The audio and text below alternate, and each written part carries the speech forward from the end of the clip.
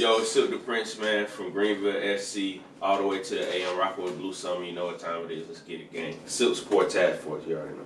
Lord, Jesse made another one. Ice on me, and a rhinestone, shining on me like a diamond. Say she lonely, baby. How did you come up with Silk the Prince? Where'd that come from? I wish I had a cool story or something like that, but honestly, I used to play NBA 2K a lot. My real name is Stan, so like I always used to go with the nickname to create your player of Silk. I just liked the way it sounded, and then over a while, I don't even know how I came up with the Prince, but I just changed it to Silk the Prince. I wasn't even rapping, and then everybody at school started to refer to me as Silk the Prince. You know what I'm saying? And so I just was like, okay, well now that I'm rapping, I'm gonna just go ahead and roll with it. You know what I'm saying? That's cool. So it was like really organic. Yeah, just real organic, bro. That's cool. So then when did you, so you said in 2012, 2013 you weren't rapping yet. No. So then when did you start rapping and what made you want to start rapping? So I started rapping right at the end of 2013. It was December 27, 2013. So like, I don't know, like I was a freshman in college right there in August 2012, and then out of nowhere I just kind of got hit with the music bug. Like started listening to beats when I was in the shower, just vibing out, like really just started becoming a thing for me. And then so I just made the decision one day, like, you know what, I got a Mac, I know they got Logic Pro, they got GarageBand, I'm about to start producing. And so I started producing for a minute, but that shit was hard, you know what I'm saying? And like getting the sequencing and all that up, and then even when I would make beats, I would just always find myself rapping over them. So one day I just made the decision, like, you know what, I'm just about to start rapping. I told my bro that. Like in November, we went on Christmas break. I went to Guitar Center, spent all my Christmas money, got all my gear, and I just really been going hard ever since. You have like a pretty big social media following and whatnot. How did that come about and how did you build that up initially? It was a point in time where I was frustrated, like especially like in 2016, because everything before 2016 like was kind of trial and error. So back then at first, we were on Twitter mostly, and I had just did mass follow, unfollow. And so when I started dropping music, nobody was really interacting until Speaker Knockers, an artist from South Carolina, he had passed away. And I made a tribute song called Knock's Story. And once I made that song, that was like the first time that I saw like massive reaction. So like it got a lot of plays out the gate. It did like 50, 60K organically just on YouTube and stuff like that. So that got the ball rolling. And then fast forward really to 2016, because everything before then was kind of experimental. Like 2015, I was on Spinrilla dropping eight song EPs every month from May 2015 to December 2015. So that's what I was doing, just because we didn't really know much. I was just like, I know that I can pay this $35 and get on the front of Spinrilla, so I'm going to drop.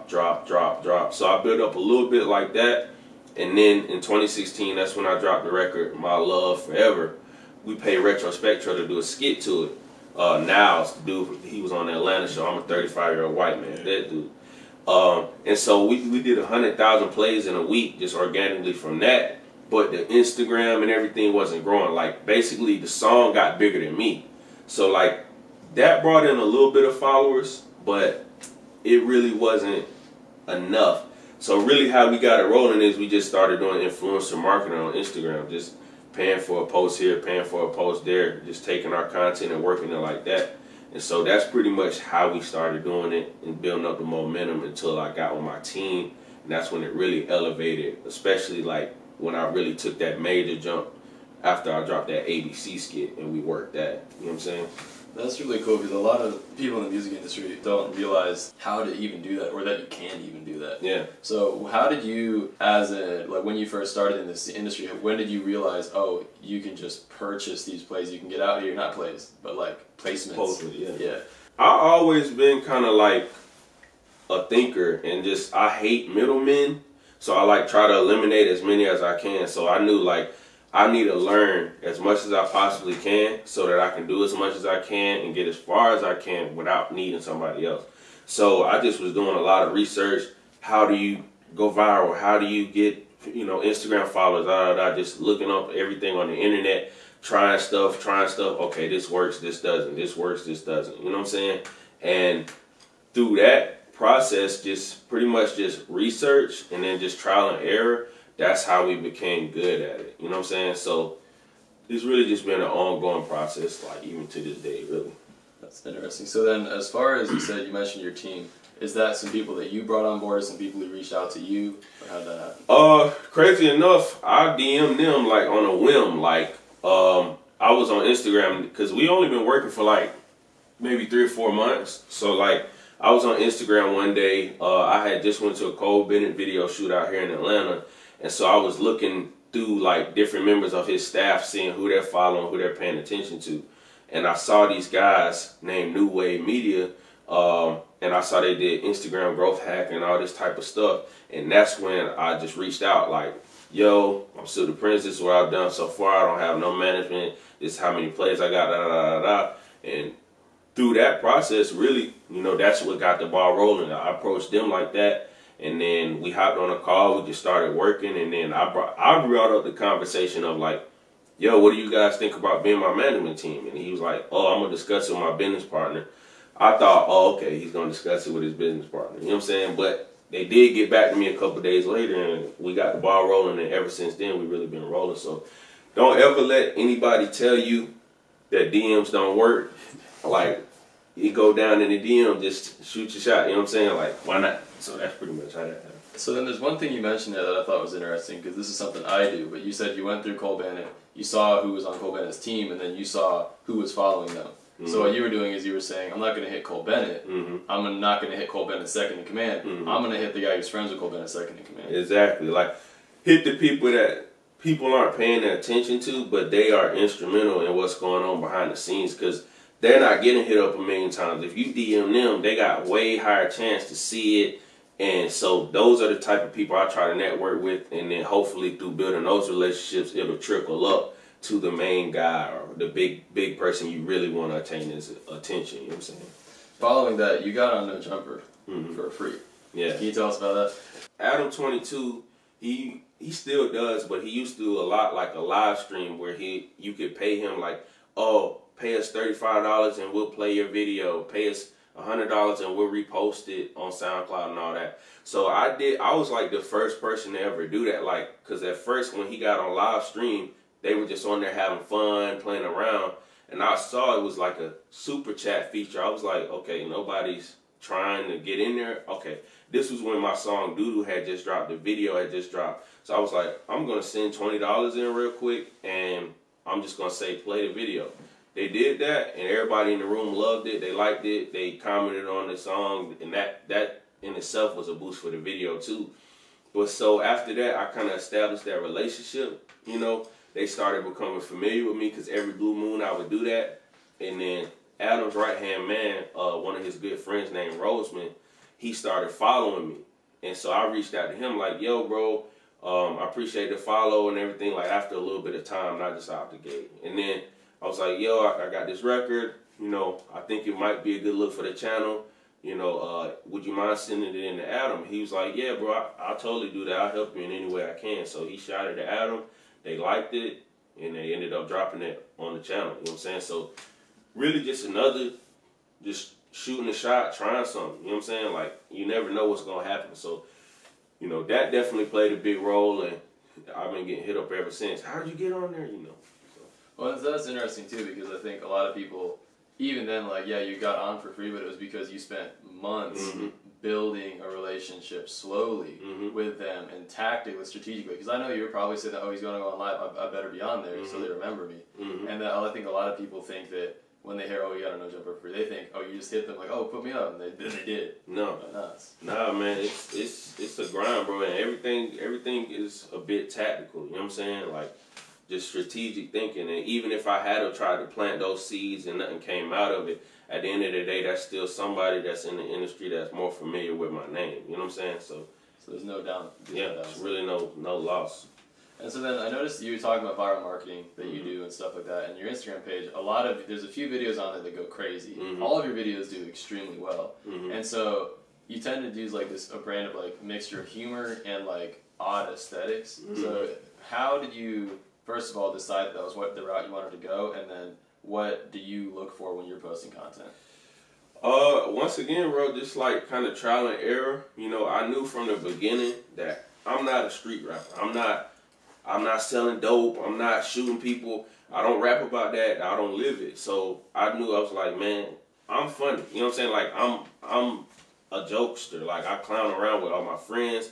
I play around with all my friends. And so I knew I wanted that to come across in my music. Before I started making music, like right in the summer between freshman year of college and senior year of high school, senior year of high school, I was doing comedy videos on YouTube. You know what I'm saying? So I knew I wanted to do something in entertainment. So I kind of just continued to keep that element and involve it in my music. And so just figuring out how far I wanted to go with it was just a process. Like earlier this year, last year, you know, I was making some videos where it's more extreme, like Little Pump style stuff where it's like, I'm wilding, like, oh my God, yeah, like we're getting drunk. Like when I made the video where I was crushing 2-4 Locos and stuff like that. And then I realized, like, okay, I'm going to scale it back. I don't want to be taken as a joke, but I still want my personality to come through. And so I just kind of found that happy medium of showcasing my music, but doing it in a way where it's entertaining and funny. And so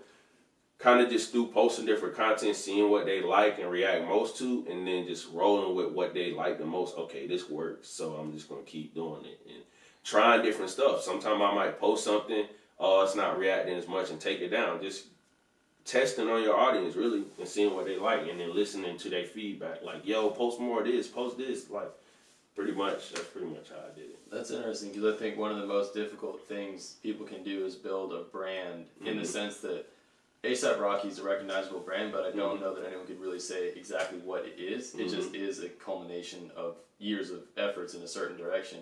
And so you're kind of breaking down the process of creating a sort of ephemeral brand. Yeah. Because Lil Pump, like, I feel like a complex brand is really valuable. You know, and it's a lot easier to do a Lil Pump than his brand is he's an idiot. You know?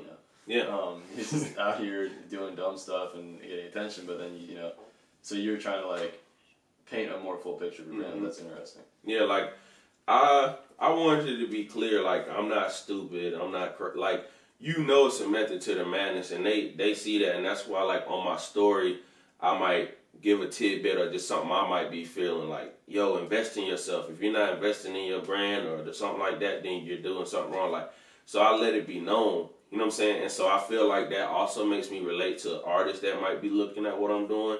And I just continue to keep an open line of communication with people that hit me up and stuff like that too, just building a personal relationship, really. So then building off that, Silk Support Task Force. Yeah. Is that just an idea you came up with to kind of, like, what is that? Yeah, so like, I was kind of trying to think like, okay, what can I call my fan base? What can I call the people that support me?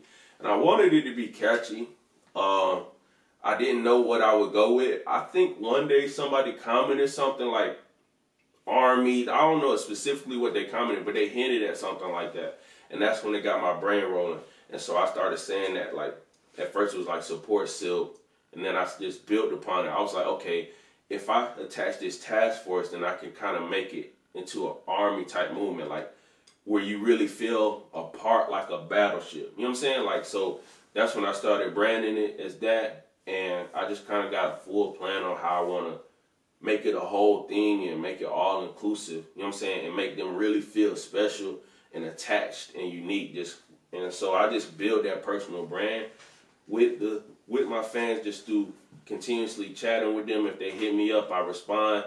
And then sometimes, even if I might not respond to your question and you might be a fan, I might screenshot and post where I responded to another one because it attaches them and makes them feel like, okay, he'll actually should talk to me. So maybe I will DM him if I'm feeling a song or something like that, and he might reply. And so I'm just really trying to build it and make them feel like they know me. And that's something that I kind of picked up from like Extentacion. Like his fans was really passionate about him because they feel like they knew him. And he was just open and honest in himself with them at all times. You know what I'm saying? Yeah, I noticed that you like reply to every single comment. So you at least do like an emoji. So then basically what you're saying is you recognize the inherent value of having a market test in your just all your followers are a focus group. Yeah. And then if you're not replying to your followers' DMs, you're not taking advantage of that focus group. Exactly. And if you want them to really be passionate about what you're doing, you want them to really go from just being fans to like super fans, then you gotta interact with them. They gotta feel connected. It's not just about the music. It's more so about the emotional attachment. You know what I'm saying? So I just kind of recognize that, and I just want to do that as long as I can do it until it's just so crazy that I can't reply to everything. I'm gonna just try to keep doing it. You know what I'm saying? When was your first live show? My first live show, well, the first time I performed live was at my school, Coastal Carolina University in Myrtle Beach, SC. I'm putting y'all on blast. But, so this was the first time I performed. And so, like, I had kind of built up an interesting reputation at the school because, like, I kind of at that point was looking at Twitter like it wasn't, like, it's not a bunch of people looking at it. So I might be sharing thoughts, that stuff that I should probably not say out loud. And so I was pissing certain people off. You know what I'm saying? So when they got the chance. You have like a specific example? One of those like, okay, like I might say something like, we know you a hoe, stop acting like you're not. We see all the moves you making around the campus. Like, stuff like that. Like, like just spitball shit that you probably don't want to say out loud, like on a public forum, like, because it's rubbing people the wrong way. You know what I'm saying? So the first chance they got to boo me out, because we had like a basically Apollo type thing, like, and this was like right couple months after I started rapping, so I wasn't that good anyway. And I went up there, and it was like the crowd was battling. Like half the crowd was feeling me, and then the other half the crowd wasn't. And then one person said boo, and it was all she wrote after that. Man, it was over. So, but that just motivated me, and it just kept me going. And you know, I just kept building upon it from there. I came back the next year and performed at the homecoming showcase, like in the big auditorium and all that, and had a great reaction, and everybody kind of got on board after that. So that was my first live performance, though. So then, did you practice a lot for that? Did you put the same kind of energy to the live performance that you put in the social media, or you kind of like? Nah, at that point, I definitely didn't. Like, I was practicing, but not to the extreme. And even now, I would still say my live show is still something that I want to perfect and just continue to build upon. And I know that just comes from continuous practice, continuously performing live. Because I really want to have, like, once I'm on tour and all this type of stuff, I really want to have a crazy live show. You know what I'm saying? Something that will make them come away from it talking about it and feeling inspired to share that moment of memory with their friends. You know what I'm saying? That's it. So you said, yeah, you want people to remember it, yeah, to build it outwards. So in some ways, it's almost like you're using the same strategies from social media in real life. Like, yeah, sharing it. Like, yeah, yeah, like just trying stuff, man. Like, even when I performed at Blue Summer, you know, like, I had just told myself, like, I'm going to interact with the crowd. I'm going to look people in the eyes. I'm going to, like, really make them feel me so that somebody in this audience comes away from this really feeling like I'm dope and, like, they remember it. You know what I'm saying? So I'd say that was one of my better performances for myself personally. Like, I really liked that performance, and I felt the energy the crowd was giving me that energy back. You know what I'm saying? And we appreciate you for having the auto-tune hardware. Oh yeah, oh yeah, man. I was trying, bro. I was trying because I do want to do that whenever I get on tour and all that. Like, I want to be like Travis and Tory Lanez. Like, so let's back up for a second and like let's explain the auto-tune thing. Yeah. So I always kind of been somebody that likes singing. I always been kind of melodic. Like, even when I wasn't an artist, I might just be walking around the house cleaning up, and I'll just start singing random stuff. You know what I'm saying? Like, random thoughts that are in my head. You know what I'm saying? So once I became an artist, I really want to surprise. So some of my inspirations is Drake, Future, stuff like that. I really like Future, especially around the time I started rapping. So the auto-tune thing, it just kind of came naturally. Like, I knew kind of from the gate, like, I want to be kind of like T-Pain, Future, Travis, like, known for it. You know what I'm saying? And I just knew, like, okay, I can make songs where I sing and I don't have it, but since I do have a decent real voice, I know that if I do sing with the auto-tune, I can hit certain melodies in it that will give me a unique feel. Even though it's something that a lot of people do, I can do it in my own unique way and make it come across in a different way. And that's why I try to do just little catchy earworms or little melodies and stuff like that. You know what I'm saying? So it's kind of always been a part of my brand. Some people love it, some people don't. You know what I'm saying? So then, as far as like your songwriting and stuff like that, did that just come naturally to you as well, or did you do research and kind of like start learning how to write songs and whatnot? It's just really trial and error, you know, and so eventually I shifted from writing everything to just punching in, freestyling, going off of what I feel, going off my emotion and stuff like that. And that's what I do now, just go off the top, and because I really don't like to waste time. Like once I get the melody first, and then I just kind of fill in the words from there. I always do melody first. Like I'll hear the beat, I'll think of a melody, or I might just be randomly think of a melody, record that, and then find a beat to it. And so once I have the melody I want to go with, from there I just kind of start filling in the words that I want to say. And that's pretty much how I go about it. Because the way I see it, especially when you're a melodic artist, or auto-tune, or a singer artist, you know, it's more about the melody and, you know, the catchiness of it versus what you're saying so much. You know what I'm saying? So then, how do you choose beats? Like, what's your aesthetic you look for? I like something to have a good melody. I like it. I don't really like the old trap type sound like Young Jeezy, all those type of beats. I like something that's more melodic, more fun. It's either melodic and fun typically, or it's kind of like melodic and dark. You know what I'm saying? So those are the two type of beats that kind of attract me. Something like a Cal or a Lil Yachty might get on, or something like a Travis or a Trippie Redd might get on. So that's kind of like my vibe. Who are some other people who really stood out to you as influencers? Not so much necessarily sound-wise, but as much as like, oh, I want to do that. Definitely Lil Yachty, one, just like the branding, the aesthetic, Super Duper Cal, aka just Cal. I love his branding, his aesthetic. You know, I like Playboy Cardi, even though he's not like in your face, he just has sauce. You know what I'm saying? You can just feel it. You know what I'm saying? So all of those guys, of course, Drake, you know what I'm saying? Drake is definitely a big one. And then definitely Travis. You know what I'm saying? Like Travis, I love everything he does and his whole approach. You know what I'm saying? So I definitely say all of them. So let's take, for example, you mentioned you like Lil Yachty's brand. Like, what is it that you think is effective about Lil Yachty's brand that you try to emulate? Just his aesthetic comes through really clearly. You know, like brand recognition. You know, like you know Yachty when you see him, or the red hair. Like it's basically. I heard one time it said something about a strong brand is if you ask somebody to dress up as them for Halloween, could they do it? And so if they said dress up like Lil Yachty, you know what to do. Red braids, maybe the golds, you know what I'm saying? Maybe some flannel shirt, stuff like that, boats, nautical. Like he just sticks to his theme and then his brand, it comes through very strong. Yeah. So that's a really good way to put it. You come with that yourself? Nah, I think I heard that in one of the Brandman videos, to be honest. Oh, yeah. I think I heard. Shout out Brandman Sean. Yeah. So what are your personal goals for this year? What do you reckon is realistically going to happen?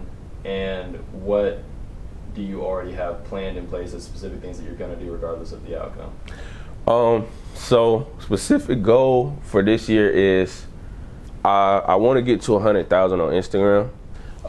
I think that it is realistic if I, you know, continue to just do things the way that I've been doing them, continue to just perfect the campaigning and the marketing and the planning. Another thing is that I wanted to have at least one single, like really a video. I want a video to do 500,000 views or more. You know what I'm saying? Because I've had a single do 1 million plus, stuff like that, but I haven't had a video go like past 200,000 or something like that. So I want to do that.